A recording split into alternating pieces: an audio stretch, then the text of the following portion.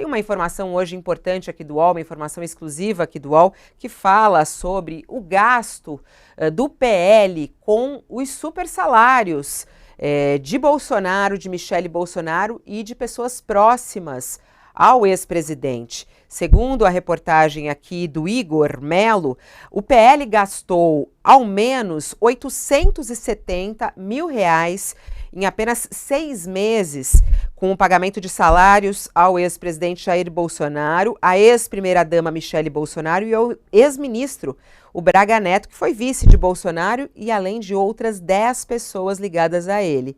Esse é um levantamento feito pelo UOL, com dados da prestação de contas do partido ao Tribunal Superior Eleitoral. E, no total, Bolsonaro, Michele e 5 funcionários que trabalharam diretamente com ele na presidência ganharam R$ 353 mil líquidos. Esse dinheiro, o Josias, ele é do fundo partidário, ou seja, esse dinheiro quem paga somos nós, é isso? Somos nós que pagamos, Fabíola. Se alguém desejasse produzir um veneno capaz de desmoralizar a direita bolsonarista, dificilmente chegaria a algo parecido com esse Bolsa Patriota. A pretexto de remunerar o Bolsonaro, a Michele, o general Braga Neto e uma penca de assessores, o Valdemar Costa Neto, que é o dono do PL, ele transformou a folha do partido numa igrejinha de privilégios. E essa mamata deu ao bolsonarismo uma aparência de direita festiva. A má notícia é que o contribuinte paga essa conta.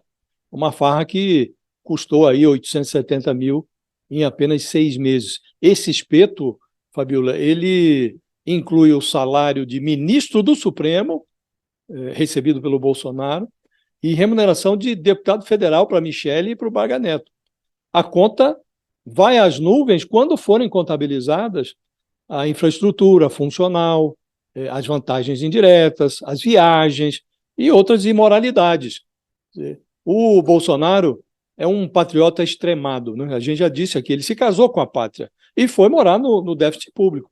Há mais de 3 décadas ele dispõe de tudo o que o dinheiro do contribuinte pode comprar. Em 2022, a maioria do eleitorado expulsou o Bolsonaro da folha federal. Mas o capitão não aceita esse divórcio do déficit público. Ele quer continuar casado com a pátria.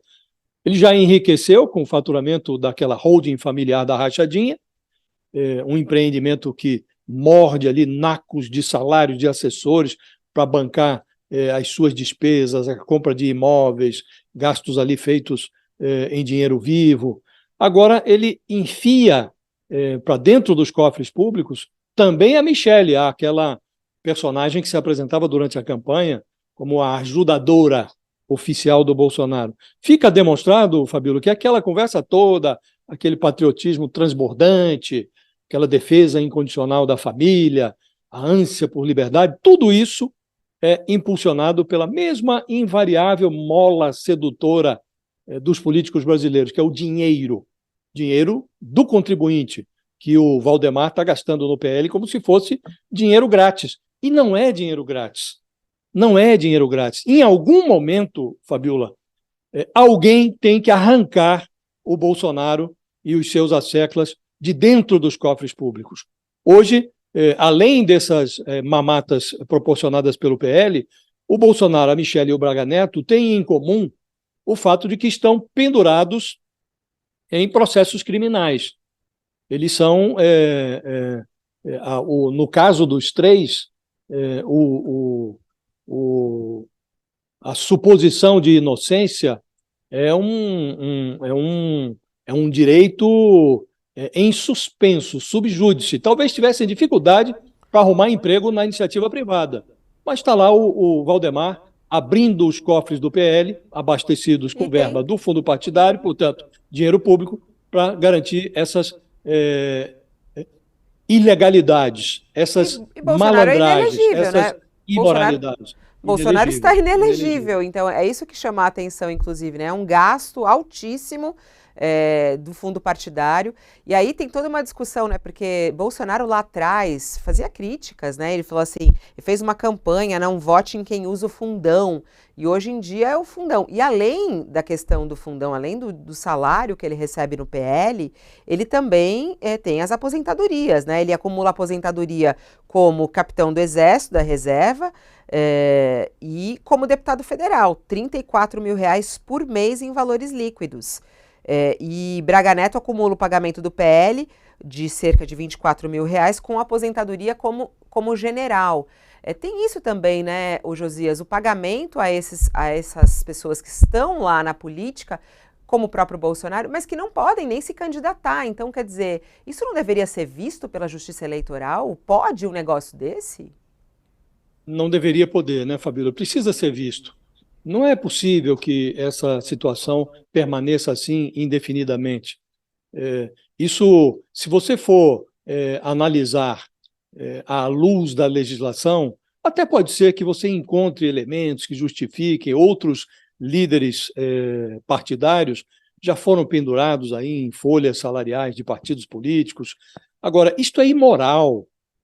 Hoje, no noticiário, Fabíola, essas coisas, se você compara as notícias, a revolta é maior, porque está hoje no noticiário uma informação sobre a fila de pessoas que estão aguardando no INSS pelo direito de obter auxílio-doença, pessoas que sofreram acidente de trabalho, pessoas que adoeceram.